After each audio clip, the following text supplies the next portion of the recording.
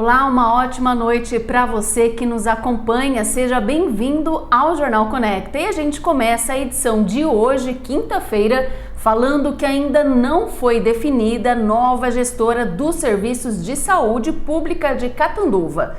Na manhã de hoje aconteceu a abertura das propostas de preço apresentadas pelas organizações sociais participantes pela Comissão Técnica que conduz a chamada pública número 01/2023. As duas instituições que estão na disputa são a Associação Beneficente de Pirangi e o Hospital Mahatma Gandhi. A terceira concorrente, Beneficência Hospitalar de Cesário Lange, foi inabilitada pela comissão julgadora ainda na fase documental. A mega licitação engloba a gestão dos serviços das unidades de saúde da família, unidades básicas de saúde, os NAFs, academias da saúde, farmácia municipal, CAPS 2, CAPS AD, CAPS infantil, o SEM, residência terapêutica, atendimento domiciliar, CRI e a central de transportes. O contrato tem valor anual estimado em 38,9 milhões de reais. Os cidadãos que pretendem votar nas eleições municipais de outubro têm menos de 4 meses para tirar o primeiro título de eleitor ou regularizar o documento. A partir de 8 de maio, o cadastro eleitoral será fechado e nenhuma alteração poderá ser feita nos registros eleitorais. O cumprimento do prazo vale para jovens a partir de 16 anos que pretendem votar pela primeira vez e também para o eleitor que está em situação irregular por ter deixado de votar e justificar a ausência por 3 eleições consecutivas. Para regularizar a situação, o eleitor deve entrar no site do Tribunal Superior Eleitoral, o TCE, e acessar as opções disponíveis. Para checar a situação da inscrição eleitoral, basta preencher o número do CPF. E por falar em eleições municipais, este ano os eleitores terão uma novidade. Além de votar, poderão responder a uma consulta popular sobre questões locais de sua cidade. A medida permitirá que os cidadãos opinem sobre a preferência por uma escola ou um posto de saúde em determinado local, ou até mesmo sobre a adoção de um requerimento específico para o município. As questões devem ser aprovadas pelas câmaras municipais e encaminhadas à Justiça Eleitoral até 90 dias antes das eleições de 2024. Além da consulta popular, outra alteração é a diminuição do número de candidatos a vereador. Agora, cada partido ou federação poderá lançar apenas o equivalente ao total de vagas já existentes na Câmara Municipal, mais um. A Justiça Eleitoral também está determinada a combater a desinformação durante as eleições municipais. Por isso, quem espalhar fake news ou utilizar recursos de inteligência artificial para enganar os eleitores poderá ser condenado a penas de reclusão de 1 a 4 anos. Uma outra novidade é a participação das federações partidárias, que acontece quando 2 ou mais partidos se unem por pelo menos 4 anos. Entre janeiro e novembro de 2023, o Brasil diagnosticou ao menos 19.219 casos de hanseníase. O resultado já é 5% superior ao total de notificações registradas no mesmo período de 2022. Em Catanduva, segundo dados da Secretaria Municipal de Saúde, foram registrados 29 casos da doença em 2023. Considerada uma das mais antigas doenças a afligir o ser humano, a hanseníase é uma doença infecciosa e contagiosa que atinge a pele, mucosas e o sistema nervoso periférico, ou seja, nervos e gânglios. Embora tenha cura, pode causar lesões e danos neurais irreversíveis se não for diagnosticada a tempo e tratada de forma adequada. Entre os sinais e sintomas mais frequentes estão o aparecimento de manchas que podem ser brancas, avermelhadas, acastanhadas ou amarronzadas, e áreas da pele com alteração da sensibilidade e o comprometimento dos nervos periféricos, geralmente com engrossamento da pele associado a alterações sensitivas motoras e ou autonômicas. De acordo com o Ministério da Saúde, a hanseníase é identificada por meio de exame físico geral, dermatológico e neurológico. Realizado com o uso de medicamentos antimicrobianos, o tratamento é feito gratuitamente no Sistema Único de Saúde, o SUS, não exigindo internação, e a duração do tratamento varia conforme a forma clínica da doença. E o governo de São Paulo agora disponibiliza o serviço de solicitação da carteira de identificação da pessoa com transtorno do espectro autista, o TEA, no aplicativo poupatempo.sp.gov.br. O documento facilita a identificação da pessoa com transtorno do espectro autista nos serviços públicos e privados em todo o território paulista e auxilia na garantia dos direitos previstos em lei, como filas e atendimentos preferenciais.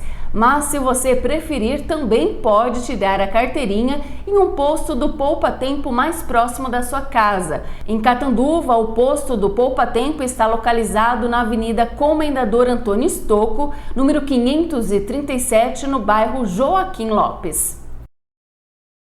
E agora vamos às notícias policiais. A Polícia Militar de Catanduva prendeu os autores de um furto em uma loja no centro da cidade. Durante o patrulhamento, a equipe policial foi acionada por uma funcionária da loja, informando que 3 indivíduos haviam acabado de furtar o estabelecimento comercial. Os autores do crime foram localizados e, ao avistarem a viatura, os 3 envolvidos tentaram fugir e ainda se livrar dos objetos furtados. Porém, 2 deles foram capturados. No plantão policial, os homens foram autuados em flagrante delito e permaneceram presos. Os objetos foram devolvidos ao proprietário. Já o terceiro envolvido foi identificado pela polícia.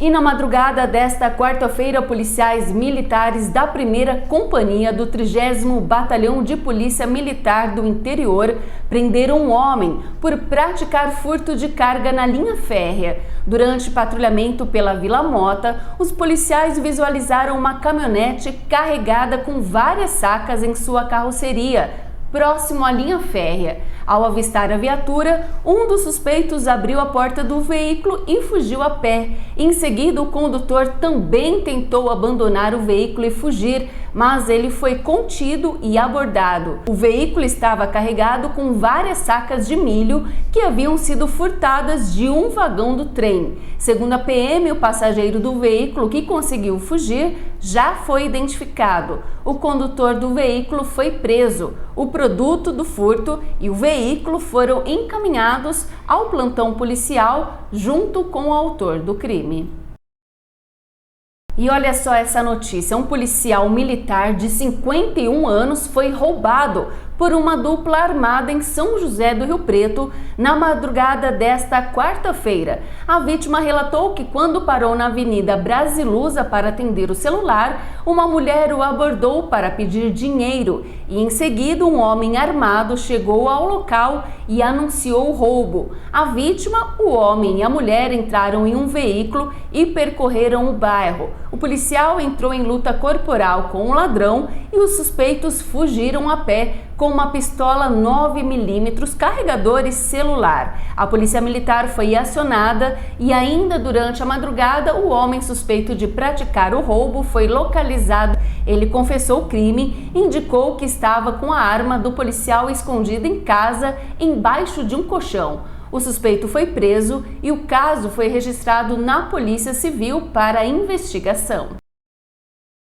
E um ex-servidor público de 36 anos morreu ao ser prensado por uma carreta de cana-de-açúcar. Ele fazia a manutenção do veículo em uma propriedade rural de Novais quando o acidente aconteceu na manhã de ontem, quarta-feira. Wanderson Regis estava embaixo da carreta quando foi atingido pelo veículo e prensado contra o chão. Ele morreu no local. O corpo dele foi encaminhado ao Instituto Médico Legal IML de Catanduva para exame necroscópico. A causa do acidente será investigada pela Polícia Civil. Em nota, a Prefeitura de Novais lamentou o ocorrido e expressou solidariedade aos familiares.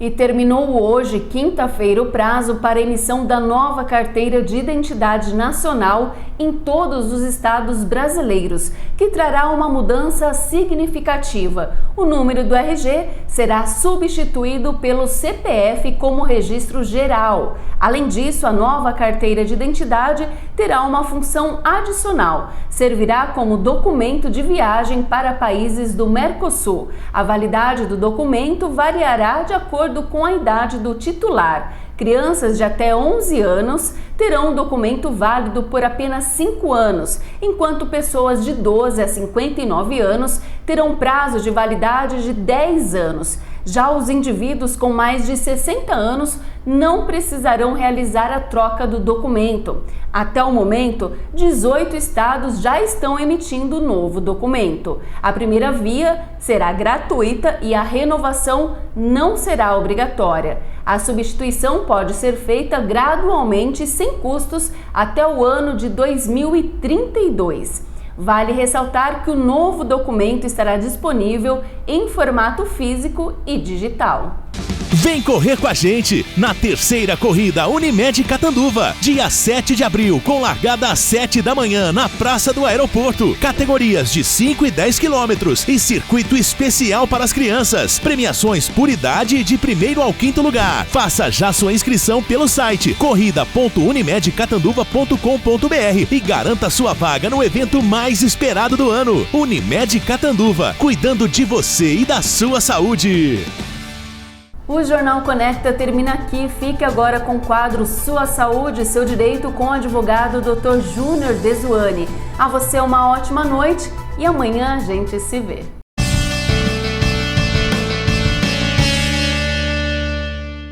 Boa noite, amigos do Conecta, mais uma vez aqui com vocês para o nosso quadro Sua Saúde, Seu Direito.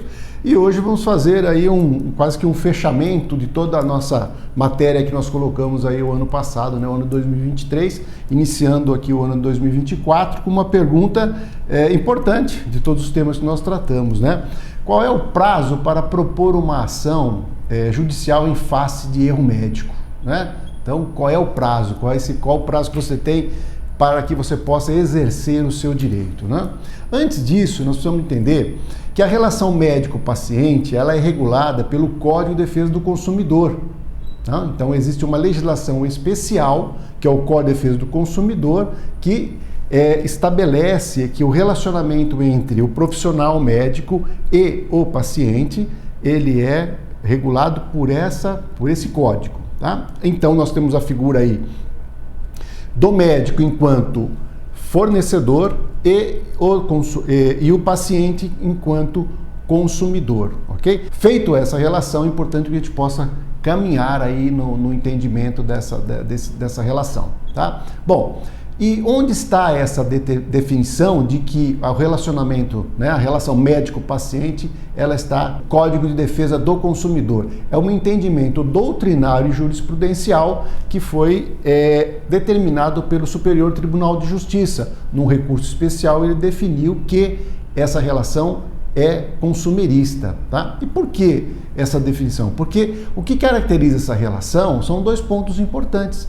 Primeiro é reconhecer que existe uma relação contratual, enquanto você, paciente, busca os serviços médicos, né, de um profissional, então estabelece ali uma relação contratual. E a segunda característica importante é a hipossuficiência do paciente perante a capacidade técnica do médico.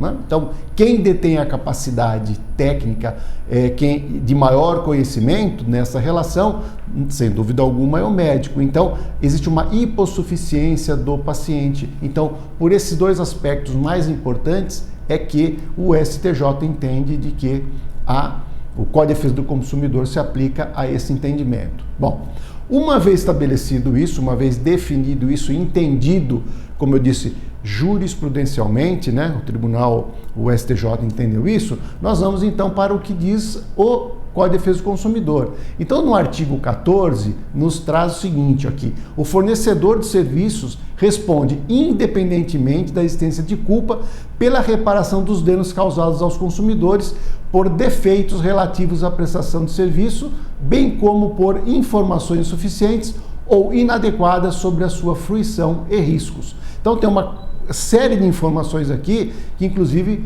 nós já tratamos alguns pontos em programas anteriores. Então, tem aqui a questão do defeito na prestação de serviço médico, um defeito na informação, que é aquela quando falta informação, que é obrigação informacional do profissional médico para o paciente, a fim de que ele possa tomar a sua decisão, ele possa decidir qual é o melhor tratamento, a melhor cirurgia para ele. Então, o artigo 14 traz essa responsabilização do profissional médico enquanto fornecedor para com o seu paciente, que no caso aqui se coloca juridicamente como consumidor, ok? E seguindo um pouco mais, nós temos aí o artigo 27 do Código de Defesa do Consumidor, que aí é importante, que responde à nossa pergunta inicial. Então lá, o que diz o artigo 27? Prescreve em 5 anos a pretensão à reparação pelos danos causados por fato do produto ou serviço previsto na seção 2 deste capítulo, iniciando-se a contagem do prazo a partir do conhecimento do dano e de sua autoria, ok? Então a resposta para essa pergunta do programa de hoje é: qual o prazo para se propor uma ação judicial contra erro médico? Ou seja, 5 anos, prescreve em 5 anos, ok?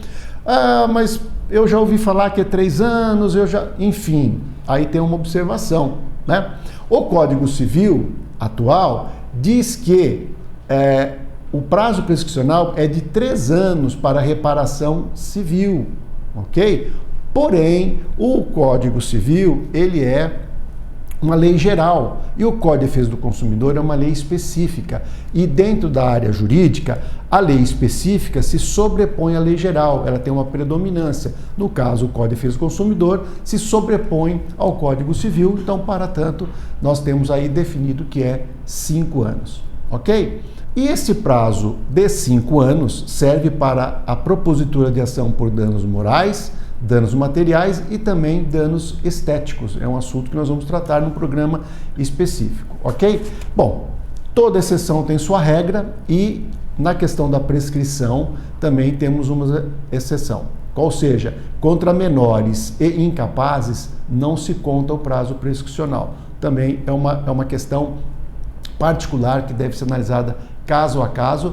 E por isso é que nós sempre dizemos aqui que você, tendo dúvida, tendo alguma necessidade, procure um profissional, procure um advogado, de preferência da área da saúde, que vai te dar todas as diretrizes corretas com base no seu caso, vendo todas essas nuances jurídicas que você pode encontrar aí em determinados casos, tá? Outra pergunta que é importante para o nosso ponto aqui é: e quando começa a contar esse prazo, né? É 5 anos de quando? Bom, 2 situações distintas aí.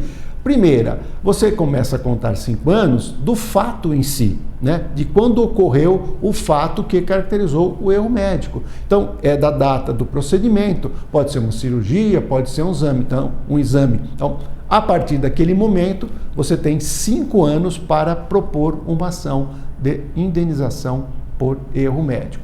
A segunda é também a questão da data do conhecimento do dano, tá? Porque você pode ter um procedimento cirúrgico ou um exame e depois de 5, 6, 7, vamos imaginar aí 10 anos, você vem a ter alguma sequela ou você vem a sentir alguma coisa proveniente daquele fato que aconteceu anteriormente. Então, você busca uma informação e fala: olha, aquilo que eu estou sentindo hoje é decorrência daquele procedimento que eu fiz há 6 anos, 7 anos. Então eu tive o conhecimento agora.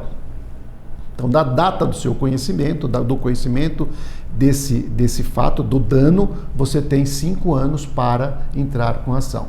Novamente, essa questão do conhecimento do fato deve ser muito bem comprovado, muito bem explicitado isso para o juízo, para que não tenha dúvida. Então, volto a dizer, você deve estar assistido por um profissional, um advogado especialista na área, para que você exerça de fato esse seu direito, ok?